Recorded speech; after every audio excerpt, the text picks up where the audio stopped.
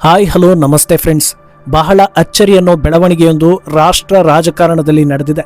Bihar CM Nitish Kumar ದಿಢೀರಂತ ತಮ್ಮ ಸ್ಥಾನಕ್ಕೆ ರಾಜೀನಾಮೆ ನೀಡಿದ್ದಾರೆ. ಸೋಷಿಯಲ್ ಮೀಡಿಯಾದಲ್ಲಿ ಅವರು ಈ ವಿಚಾರವನ್ನು ಹಂಚಿಕೊಂಡಿದ್ದು, ನನ್ನ ರಾಜಕೀಯ ಜೀವನದ ಆರಂಭದಿಂದಲೇ ಬಿಹಾರ ವಿಧಾನಮಂಡಲದ 2 ಸ್ಥಾನಗಳಲ್ಲೂ ಹಾಗೂ ಭಾರತದ ಸಂಸತ್ತಿನ 2 ಸದನಗಳಲ್ಲೂ ಸದಸ್ಯನಾಗಬೇಕು ಅನ್ನೋ ಆಸೆ ನನ್ನ ಮನಸ್ಸಲ್ಲಿ ಇತ್ತು. ನನ್ನ ಆಸೆಯಂತೆ ಈ ಬಾರಿ ನಡೀತಾ ಇರೋ ಚುನಾವಣೆಯಲ್ಲಿ ರಾಜ್ಯಸಭೆ ಸದಸ್ಯ ಆಗೋದಕ್ಕೆ ಬಯಸ್ತಾ ಇದ್ದೀನಿ ಅಂತ ತಿಳಿಸಿದ್ದಾರೆ.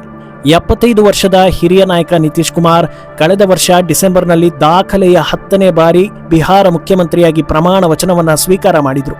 ರಾಜ್ಯದ ಜನರು ನಿರಂತರವಾಗಿ ತಮಗೆ ವಿಶ್ವಾಸ ತೋರಿಸಿದ್ದಕ್ಕೆ ಕೃತಜ್ಞತೆಯನ್ನು ವ್ಯಕ್ತಪಡಿಸಿರೋ ಅವರು 2 ದಶಕಗಳಿಗೂ ಹೆಚ್ಚು ಕಾಲ ನೀವು ನನ್ನ ಮೇಲೆ ನಿರಂತರವಾಗಿ ವಿಶ್ವಾಸ ಮತ್ತು ಬೆಂಬಲವನ್ನು ತೋರಿದ್ದೀರಿ. ಆ ವಿಶ್ವಾಸದ ಶಕ್ತಿಯಿಂದಲೇ ನಾವು ಬಿಹಾರ ಜನರಿಗೆ ಸಂಪೂರ್ಣ ಸಮರ್ಪಣೆಯೊಂದಿಗೆ ಸೇವೆ ಸಲ್ಲಿಸಿದ್ದೇವೆ. ನಿಮ್ಮ ವಿಶ್ವಾಸ ಮತ್ತು ಬೆಂಬಲದ ಕಾರಣದಿಂದಲೇ ಇಂದು ಬಿಹಾರ ಅಭಿವೃದ್ಧಿ ಮತ್ತು ಗೌರವದ ಹೊಸ ದಿಕ್ಕನ್ನು ಕಾಣ್ತಾ ಇದೆ ಅಂತ ಅವರು ಬರೆದುಕೊಂಡಿದ್ದಾರೆ. ಜೆಡಿಯು ಪಕ್ಷದ ಮುಖ್ಯಸ್ಥರು ಆಗಿರೋ ನಿತೀಶ್ ಕುಮಾರ್ ಅವರು ಮುಂದೆಯೂ ರಾಜ್ಯದ ಜನರೊಂದಿಗೆ ತಮ್ಮ ಸಂಬಂಧ ಮುಂದುವರಿಸುತ್ತಾರೆ ಹಾಗೂ ಹೊಸ ಸರ್ಕಾರಕ್ಕೆ ಮಾರ್ಗದರ್ಶನ ನೀಡೋದಾಗಿ ಕೂಡ ತಿಳಿಸಿದ್ದಾರೆ. ನಿಮ್ಮೊಂದಿಗೆ ನನ್ನ ಸಂಬಂಧ ಇನ್ನು ಮುಂದೆ ಕೂಡ ಮುಂದುವರಿಯುತ್ತೆ. ಅಭಿವೃದ್ಧಿಯ ಬಿಹಾರ ನಿರ್ಮಾಣಕ್ಕೆ ನಿಮ್ಮೊಂದಿಗೆ ನನ್ನ ಪ್ರಯತ್ನ ಅಚಲವಾಗಿರುತ್ತೆ. ಹೊಸದಾಗಿ ರೂಪುಗೊಳ್ತಾ ಇರೋ ಸರ್ಕಾರಕ್ಕೆ ನನ್ನ ಸಂಪೂರ್ಣ ಸಹಕಾರ ಮತ್ತು ಮಾರ್ಗದರ್ಶನ ಇದ್ದೇ ಇರುತ್ತೆ ಅಂತ ತಿಳಿಸಿದ್ದಾರೆ.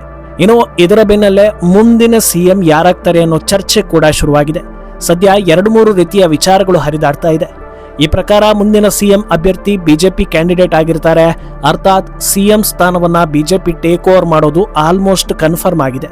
ಸದ್ಯ ಬಿಹಾರ ಬಿಜೆಪಿಯಲ್ಲಿ ಅತ್ಯಂತ ಪವರ್ಫುಲ್ ಹಾಗೂ ಪಾಪ್ಯುಲರ್ ಎನ್ನಿಸ್ಕೊಂಡಿರೋದು ಹಾಲಿ ಡಿಸಿಎಂ ಸಾಮ್ರಾಟ್ ಚೌಧರಿ.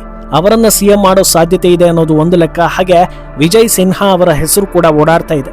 ಆದರೆ ಇನ್ನೊಂದು ಕಡೆ ಸಾಮ್ರಾಟ್ ಚೌಧರಿಗೆ ಇನ್ನೂ ರಾಜಕೀಯ ಹಾಗೂ ಆಡಳಿತ ಅನುಭವದ ಅವಶ್ಯಕತೆ ಇರೋದ್ರಿಂದ ಸ್ವಲ್ಪ ಹಿರಿಯ ಹಾಗೂ ಅನುಭವಿ ನಾಯಕರನ್ನ ಆ ಸ್ಥಾನದಲ್ಲಿ ಕೂರಿಸಬಹುದು ಅನ್ನೋ ಮಾತು ಕೂಡ ಕೇಳಿ ಬರ್ತಾ ಇದೆ.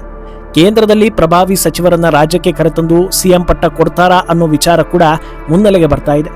ಇನ್ನು ನಿತೀಶ್ ಕುಮಾರ್ ರಾಜ್ಯ ರಾಜಕೀಯದಿಂದ ಆಚೆ ಹೋಗೋ ಹೊತ್ತಲ್ಲಿ ಅವರ ಪುತ್ರ ನಿಶಾಂತ್ ಕುಮಾರ್ ಸ್ಟೇಟ್ ಪಾಲಿಟಿಕ್ಸ್ಗೆ ಎಂಟ್ರಿ ಕೊಟ್ಟಿದ್ದಾರೆ.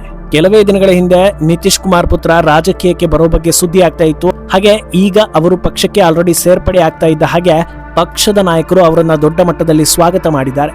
ಇದು ನಿತೀಶ್ ಕುಮಾರ್ ರಾಜ್ಯ ಬಿಟ್ಟು ರಾಜ್ಯಸಭೆಗೆ ಹೋದ್ರೂ ಪಕ್ಷದ ಮೇಲೆ ನೆಗೆಟಿವ್ ಪರಿಣಾಮ ಬೀರಬಾರದು ಅನ್ನೋ ರೀತಿ ಲೆಕ್ಕಾಚಾರ ನಡೆದಂತಿದೆ. ಆದರೆ ನಿಶಾಂತ್ ಪಾರ್ಟಿ ಸೇರ್ಪಡೆಯಾದಾಗ ಅವರನ್ನ ರಾಜ್ಯಸಭೆಗೆ ಕಳಿಸಲಾಗುತ್ತೆ ಅನ್ನೋ ಸುದ್ದಿ ಬಂತು. ಆದರೆ ಈಗ ಅದು ರಿವರ್ಸ್ ಆಗಿದೆ.